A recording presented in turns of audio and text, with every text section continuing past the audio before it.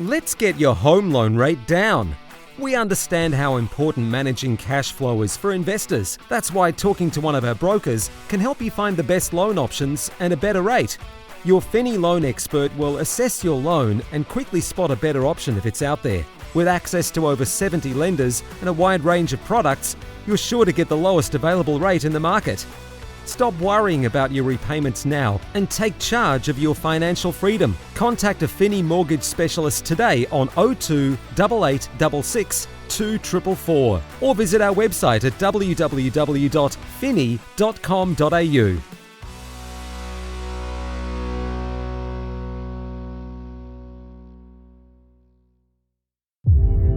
This is a Momentum Media production.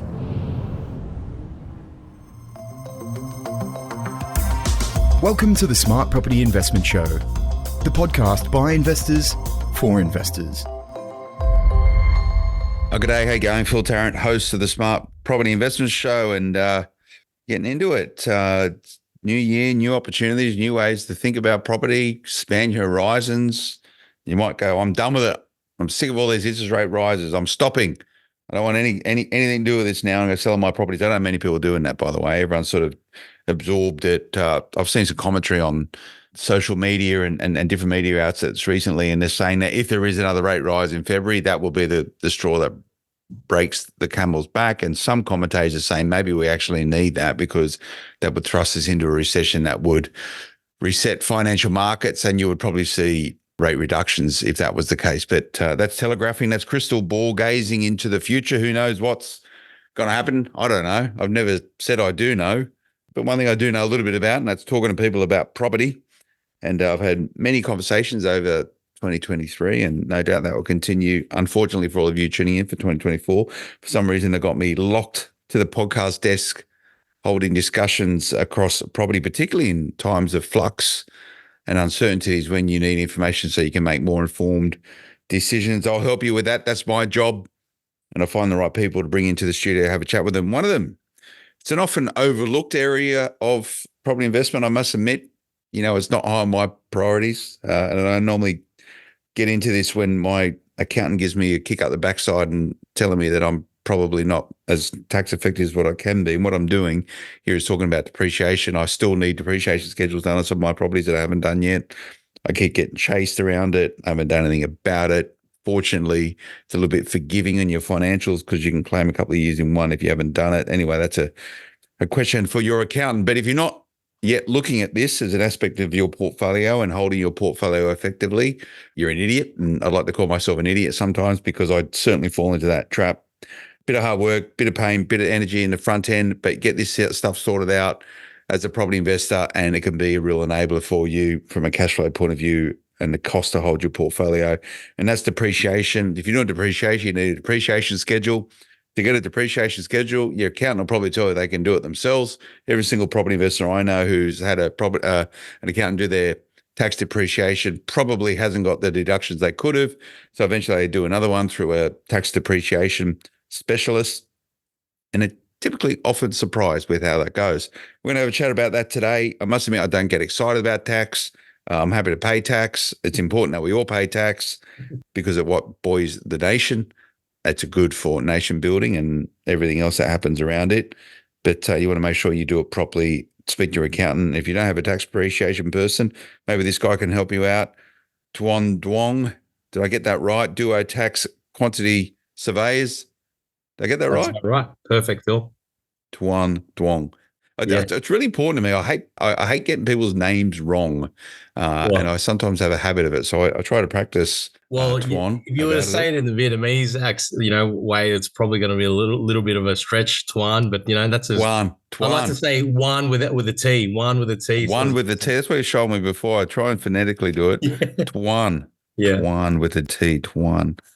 So Vietnamese, which part of Vietnam are you from? Yeah, so parents were born and raised in Vietnam in a little town called Tra Vinh. Was about 8 hours south of Ho Chi Minh City, formerly Saigon, but now it's reduced through. There's several bridges have been built, some from Australia. I think it was a Boulderstone, Hornibrook. They built one bridge as as a love job for Vietnam, and that sort of reduced the time frame from 8 hours down to 3.5 or something like that. So it takes about 3 hours to get to our hometown there. Oh, Yeah. it's crazy, isn't it? Like a bit of it to the point around paying your tax, right? You got to pay for infrastructure, so That's you it. can speed up for 8 hours or 3 hours. That's big. Imagine 8 hours on the road. It would have been bumper to bumper, just madness. Madness. Bridge crossings, all that Lots of sort of stuff. ferries, but yeah, of course, if anyone's been on those, those tunnels at all across Sydney, which is where I'm based, Yeah. they would know where their tax money goes. God, there you go. So last time we caught up was before COVID, so probably 2018, 2019. So here we are, sort of 4 or 5 years on, and you're still kicking, mate. I hear business is going well, and we were sort of chatting off air before we jumped on, and in many ways, what a great Australian story. Your parents, arriving from Vietnam in a very different time to where we are right now. Second generation Vietnamese immigrant, killing it on the property front, mate. You're a property investor. I want to have a chat about that. Sounds like business is going well, but we were sort of musing before we jumped on air, and we're talking about sort of risk and resilience, and people saying, wow, it's so risky going to launch a business and do all this sort of stuff, which is great in Australia. Everyone gets to have a crack at it, but putting it in a perspective is very different than the background story of your family arriving in Australia, mate. Yeah. Like I was saying, mum and dad, dad was a boat mechanic back in his heyday in Vietnam. And so he had worked for essentially a boat builder and sort of earned the tokens along the way to build his own boats. And he had failed on 8 occasions. He got caught out in the waters by the sort of the North Vietnamese Communist Party, and essentially captured him and took 8 times. And on the 9th time, he finally got away and caught by the US oil tankers, which I will share with you some photos of the oil tanker sort of taking a photo of mum and dad as they approached this big vessel in this 10-man boat with 20, 30 odd people on it, which I still have a photo of, which I'll have to share with you. Yeah, so it's yourself and a sister, is that right? My sister was 2 months old at that time. Yeah. On the boat, but so it's my sister who's a couple of years older than me. I was born here, and sort of the rest is history. As I said. You mentioned your parents must be pretty proud, mate, of what you've been able to achieve, considering the origin story for how they arrived in Australia. Yeah, for sure. Definitely. Mum and dad sort of were all restaurant owners, had several restaurants in their peak sort of. And only recently did they sort of retire because of all the rate reductions and essentially house prices increasing, and which meant commercial properties rent was through the roof, and it's kind of left them no hope but to sort of retire. And so I sort of look after them now, and it's been a bit of a journey. So do they live with you? No. I've started my own family, and mum and dad are sort of still based out in Western Sydney, so I understand a lot about that. They helped me along with my first property, sort of helped me with a small deposit, sort of half, and then got us underway. And same as my sister, always pushed us to get into property at a young age, and we're probably 24, 25 then when we bought our first investment property with a bit of help from mum and dad's deposit, which they drew from equity from their house, which was probably not worth very much then. But, every little bit helps. When back in 2010 to buy a place was $400,000 odd there in Western Sydney. But that's how I came across depreciation. Tyron Hyde and his team at Washington Brown ended up helping me with my depreciation schedule. I had no idea what that was, but on the back of that, I thought, well, what a way to sort of create wealth for yourself by creating a report that was so straightforward and so much value adding. It's a must do for property investors. And I thought, well, how come I knew about it only through my accountant? And I think everyone should know about it. It's such a important part to play when we're talking about cash flow and property, and that's where I took it from, and I guess sort of run with that, and now really we've helped a lot of people with investment properties over the years through accountants and of course mortgage brokers and buyers agents and all sorts. And so I do see the impact of it and how much it can help someone. I remember back then I was only probably earning I think 60 odd thousand in terms of income in my engineering job. And so like a $15,000 tax deduction on this brand new duplex, I thought was amazing. Yeah. So, it had a massive impact when you get an $8,000 tax deduction, tax refund, should I say, at that young age. And it meant that you could go on and do more with it. That's a huge amount of money. And it must be nice to sort of pay it backwards to your parents now that they help you out to get going, and now you sort of help them back the other way. How does it work culturally in Vietnamese culture? Is it the eldest son looks after the parents, or is it the eldest daughter's expected to do that? Not really. It's sort of I think with the Vietnamese culture anyway, like we stay at home for as long as we need to, and they housed me till I was probably 31 when I could actually could actually had a family, and I moved out thereafter. But it's it's sort of like the girl usually is the person that's closest to mum in our culture. But, it's not really a thing where, son or daughter. But of course, I've taken on that initiative now, given that I've got the capacity to do so. Why not? Like, it's for all that they've done for us, jumping on a boat and fleeing a country. That seems pretty entrepreneurial, as I mentioned earlier, Phil. Yeah. No, it certainly isn't. And no doubt, your old man can give you a kick in the backside if you start whinging and complaining about how hard your lot in life is these days, mate. Having to run a business and employ people and everything that's connected in with it. So, but you do depreciation schedule. So let's have a chat about that. Let's go to a quick break. Stay with us. Back in a moment. Welcome back. Phil Tarrant from Smart Property Investment, having a chat with Tuan Wong from Duo Tax Quantity Surveyors. What's Duo Tax mean? Where's Duo come from? Well, Joo is a shorthand of my surname. I thought, well, Duo is an easy word to say rather than anything like Juong. Like we'll be in this pickle again, Phil, which we'll go into a roundabout way. But Duo is a nice and simple word. But funnily enough, there's a few Duos out there I've seen that the same surname as mine, and one probably a lot of people can relate to is probably Joo Ice Cream, which is two brothers by the name of with the surname of Duong. So. I think it's a good ice cream. It's not bad. It's actually not bad, especially if you're into durian. Durian's that's a sort of fruit, isn't it? It's an acquired taste. That's what it is. It certainly is. What is it? What's that one in Indonesia that really sings rambutan? Rambutan? Yeah. That's probably a little bit easier to digest than a durian for sure. Durian. Yeah, no, absolutely. It's banned in hotels, Phil. If you go in Southeast Asia, make sure you know that. Everywhere. Oh, mate. Yeah, I've knocked around Southeast Asia. I've had a fair share of it. But this is a podcast around property investment, not the delicacies of South Asian fruits and culture. But so Dax, so you're engineer by trade. You go to university and all that sort of stuff. Yeah. So as depreciation experts, so to speak, is a ATO derived term essentially, and the need for a quantity surveyor is essential because depreciation must be provided, advice for depreciation on investment property, especially when you've got to estimate the cost of existing or secondhand, like existing goods. Like if you're buying an existing investment property, you want to know how much your oven's worth. You want to know what the brickwork is worth. You've got to see someone that's professional by trade. And essentially that profession in Australia is referred to as quantity surveyors. And a quantity surveyor is essentially eyes and ears for the ATO, the bank, when they want to know about the cost of materials at an independent level.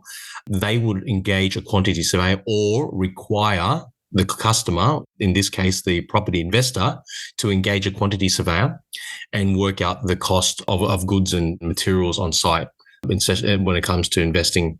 So essentially a quantity surveyor is a cost consultant, cost engineer. But prior to becoming a quantity surveyor, one of the things that people can do is study construction management, or otherwise back in the day would have been referred to as construction applied sciences.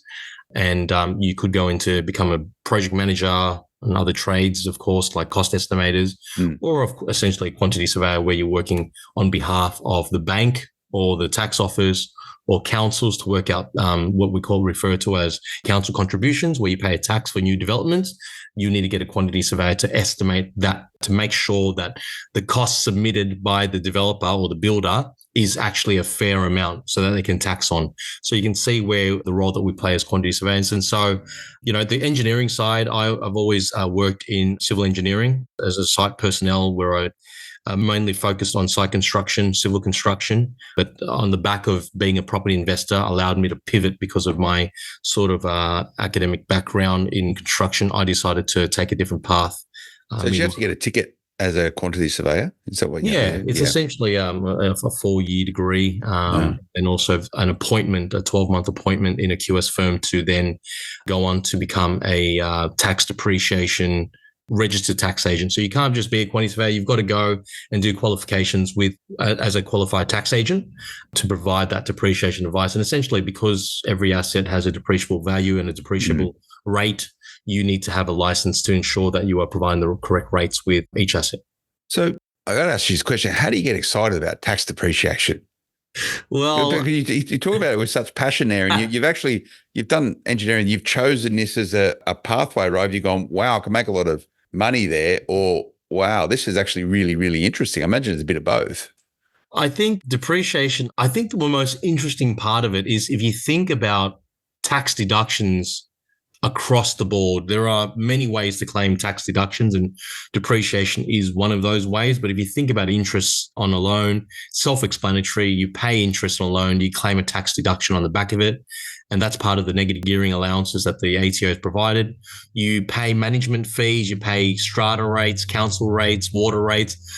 They're all tax deductions and barely exciting. But depreciation, I guess, is one thing that we can get somebody to assess the value of your property. And it doesn't necessarily, because it's a on paper loss, you're literally getting a depreciation schedule by a QS, a quantity surveyor. And they're essentially saying, well, in the first, second, third, all the way to the 40th year, these are the losses that you'll be claiming over 40 years on your building. And because of that loss, you're claiming a huge tax deduction. But the great thing is you don't actually have to incur that loss. You don't actually have to physically pay for that loss because it's only an on-paper loss, which means that you're at the advantage of claiming a huge tax deduction, even though you're not even forking out any money except the cost of getting a quantity surveyor to be appointed to complete that work. Yeah, and a lot of people overlook that. They think, I don't want to pay that. I'll get my accountant to work it out. But to your point, it can be a huge enabler for changing the cash position of your property portfolio or your property. So, you might be making a pre-tax loss on your property investment or investments. However, once you apply depreciation and some other stuff that your accountant will do inside of your financials, that may make your financials look very different.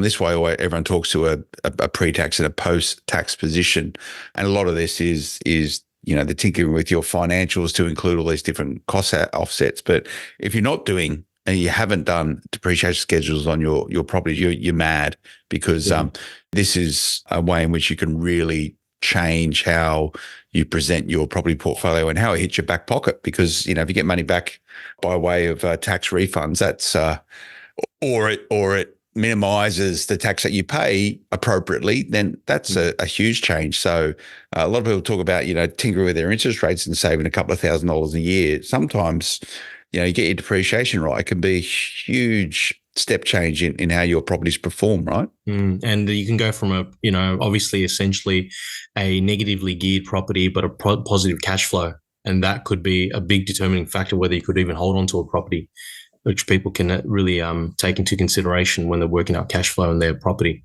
Yeah. And that impacts on your serviceability and therefore your ability to either refinance or secure more funds from the bank. So this is all pretty important. Again, it's pretty intricate. You've got to work through your account on this, but you need a depreciation schedule. And pretty much all that says is that every single year on a property, you can apply this much depreciation. Normally starts a lot higher and over 40 years goes down. There's a lot more depreciation. This is where you need to be a little bit aware of how people present real estate or property investment assets for buying. A lot of people, if they're brand new houses or off the plan apartments or off the plan greenfield developments, a lot of developers will market the property not on the basis of how effective it will be as an investment. They may choose to focus more on the cash flow side of things, and depreciation being one of the big selling points around it, i.e. buy this property and you get huge depreciation benefits. That's because properties depreciate at different speeds. They depreciate faster when they're new and less so when they're old. But we spoke of this last time we got together, Tuan, was a lot of the rules changed around depreciation recently, where what used to happen is that you buy a property, you re-depreciate the plant and equipment, and then the government stopped that, I think in 2018, thereabouts, 2019, when now you can only really depreciate plant and equipment on brand new properties. So this, for a lot of people, made new properties more appealable. Did that really change things that much? I think it was a bit of probably sort of people had to sort of reconfigure the way they understood depreciation because, yeah, you're exactly right. Prior to that May 2017 legislation, which sort of came into effect in 2018, really, when it was all sort of said and done, people were any property investor prior to that 2017-18 year, they were very comfortable with, organizing a depreciation schedule for a property they had bought recently, but was 50 years old. You could come to me and get a depreciation schedule with, on average, on the first 2 or 3 years, you'd be able to claim $5,000, $6,000, $7,000. And then post that happening, the effective rule of depreciation coming in, essentially we could only claim depreciation on brand new plant and equipment. So you can still claim on the building. You can still claim on the building today, even if your building's built, 5-10 years ago, as long as it's built after 1987. You could claim depreciation on your residential property, no problem, on the building. But the plant and equipment has been eliminated completely if it was secondhand. So that was a bit of a shock to a lot of people, but I think people have adjusted over the last 5-6 years. But then moving into, I think, one thing that I think a lot of people, what I've found across our databases anyway, a lot of people are moving into commercial. They're becoming more comfortable with buying commercial. And I find that the database has gone from something like 5% when we first started of people buying commercial to now sort of almost doubling that. 1 in every 10 clients of ours is now familiar with commercial, which is, I'm not sure if that's across the economy, but it seems to be people are more comfortable in our database that are comfortable buying commercial, and which means that something people should be aware of as well in commercial space is that if you buy a commercial property, you're actually exempt from any of these secondhand plant and equipment claims of depreciation, and you can claim depreciation on any secondhand plant and equipment. Even if the property was 50 years old, you could get a quantity surveyor like myself to reassess the depreciated value of that asset and what it would be worth today in that secondhand state. Funny, when I launched a dedicated commercial podcast, there's a lot more people investing in commercial property in Australia. I don't know if it's just I don't know if it's got anything to do with it, but don't know if it's got anything to do with it. But a lot more resi property investors these days are investing in commercial property. Is that you found that yourself? Yeah. It's on the Property Investment Podcast Network. So it's hugely popular, but to the point, like where people understand and appreciate the economics of commercial property investing versus resi. At a cash point of view, like most of the costs are incurred by the tenant, whereas in residential property, you get hit for everything, right? You might get a bit of rent, but the yields aren't as good. So that's one of those attractive mechanisms. Now, I want to chat about your portfolio, Tuan. Let's go to a quick break. Stay with us back in a moment. Welcome back. Phil Tarrant chatting with Tuan Duong from Duo Tax. And I'm sure if you need any tips on depreciation, they can reach out to you guys. What's your website? Yeah, it's duotax.com.au. And feel free to use the contact form. And, that's something I can definitely help out with if people have inquiries. Yeah, good. And you need to, you've got to get this right. If your accountant hasn't yet suggested that you get a depreciation schedule, give them a call right now after tuning into this and go, how come I don't have a depreciation schedule, Mr. or Mrs. Accountant? Because it sounds as though I've probably got some depreciations. Tuan, are you still investing in properties? Has it stopped you now that you're a business person? Yeah, definitely. Something always planting the seeds and trying to get my head around, of course, various types of investments. And I call myself a bit of a circumstantial property investor because it's not something I've bought investment properties in the past, but as I sort of developed my own portfolio, I've then needed an office, for example, and the first commercial property I bought was the first office we had after we rented the first. So moving into a small office suite, that was our first taste. And I couldn't believe at that time we paid $400,000 for a commercial space. We put 8 odd staff in there. And by the time I rented it out, when we ended up having to move again, we received something like $45,000 in rent. So the yield was ridiculous for such a basic property. And that was back in 2017. So that was my first glimpse into commercial investing when I sort of understood, how everyone was using square meter rates. I thought, square meter rates? Oh, that's interesting. Why would you need to use square meter rates on rentals? But something that you don't hear in residential. So everywhere you have an area, you're like, oh, it's $300 a square meter in that area. But if you go into the city, it's $600. And, that's where I sort of started to learn and understand the yields could be really, really sort of beneficial for a property investor. And so going to a second commercial property, which is our second office, we had a suite, it was a semi-warehouse type arrangement where we could have an office upstairs and we could rent out downstairs. And just the rent alone downstairs was, I think, during the middle of COVID too, like 2020. And we could rent that bottom floor out for, I think, $50,000 I think it was almost $1 million we bought this office suite for. And, and that kind of pretty much paid the interest on that property and some, right? I think back then we were probably pushing 3% interest rates. It was a good times, as people can remember. Yeah, and bring it back, mate. But so really commercials where you put most of your dough these days as a property investor? Yeah, it's something I've always sort of, now that I've had a taste of it, it's something that I've been proactive at doing. I do have a small portfolio of residential properties, but not so much these days because of you get the way the rates were in terms of the yields.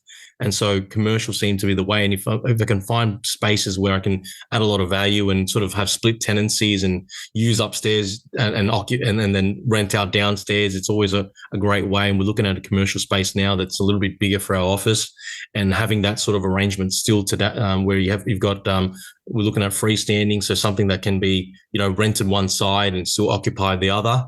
That sort of seems to work for us, especially the way the business is growing. It makes a lot of sense, buying things into SMSF and then maybe renting one side out to the company. Those type of structures seem to be really beneficial. And so that's probably the next step we'll take, going from a family trust, buying and renting it to our company. Well, we're going to go take it to the SMSF. I think that's probably the next way to go. And a lot of people do that. It's a very common story. People start investing in resi and then realize commercial is probably the way to go, and it hits most people, and then they prioritize. But sometimes you can't do the latter without doing the former. So it's a nice pathway. Twan, good to catch up, mate. It's been too long. We'll have to get you back in and let's drill down a little bit more in depreciation. But it's good to see you, and congrats on the business, mate. It's good to see you. No, thank you, Phil. Appreciate you having us on. Nice one. That's Twan Duong. You can go and check these guys out. Just Google Geotax and ask them anything. If you're curious or inquisitive or you don't understand, I'm sure these guys and girls will be happy to answer your questions, and speak to your accountant. Make sure they're factoring this sort of stuff into your tax returns. Thanks for tuning, everyone. Remember to check out smartpropertyinvestment.com.au, social media, Smart Property HQ is where you'll find us. We'll see you next time. Until then, bye-bye. The information featured in this podcast is general in nature and does not take into consideration your financial situation or individual needs, and should not be relied upon. Before making any investment, insurance, tax, property or financial planning decision, you should consult a licensed professional who can advise whether your decision is appropriate for you. Guests appearing on this podcast may have a commercial relationship with the companies mentioned.